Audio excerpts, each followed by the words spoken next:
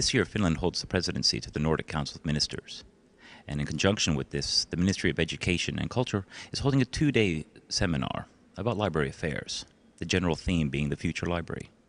We have one of our speakers from the seminar with us now. Would you could introduce yourself and tell us where you're from? I would love to, Harri. My name is Petter von Krogh. I'm from Buskerud County Library in Norway. And I came here to speak about a project that I've been the project manager of, called it's called A Smell of Future. Exactly, that's what I want to talk to you about here. You visited many of the different libraries, exactly, and there's a lot of projects involved in that, but what libraries did you visit and what was the aim or goal of this?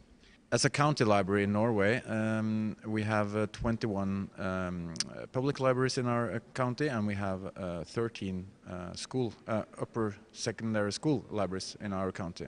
So the goal with these projects that were called Smell of Future was to get to know them better. So we have visited our own libraries in order to get to know more about them, and then point out our own strategy for how we're going to work with development in our county.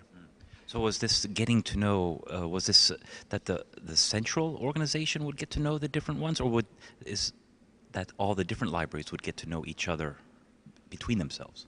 That's an interesting question, actually, because it started as a project for ourselves, kind of. We wanted that overview. But we have used a lot of social media, and also we have tried to share everything of the documentation. We have taken thousands of pictures, we've done video interviews with the librarians, and we have used all kinds of possibilities to share all our information, which means that not only can the libraries share or get to know each other better in our county, but the whole world actually can go into that project webpage and get to kind of go into the material from the project. Okay, that's good. Did this result in any kind of concrete measures or changes or new methods of working together? Yeah, we tried to just start making changes actually while the project was going on, because we pointed out they pointed out some important issues that we could just as well start to work on. And one example was the library room, which we in the county library, we don't have any skills about that or formal skills. So there were a pretty successful project with the art school in Bergen, the interior design and furniture design line students there. So 20 master students worked with the library as a concept for 6 weeks. That was really cool. And also with the web pages, there were a lot of not so good web pages, or some were miserable, and that's what they told us as well. The librarians, they knew they had some bad web pages. So we have launched a WordPress project called WebLift, which we're enrolling WordPress for our libraries, so they can start or get on the web with a modern net structure lying underneath. So like a facelift, so to speak. But even more important, it's not just a facelift. Okay, they look better now, but the functions are there. They are part of the web. They're not just ugly postcards from 1997 made in front page, you know.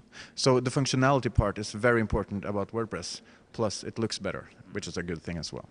Is there any plans or any thoughts? Because if this was a 2-year project, are there thoughts of scaling this or doing this in other places in Norway or even in other countries in Scandinavia?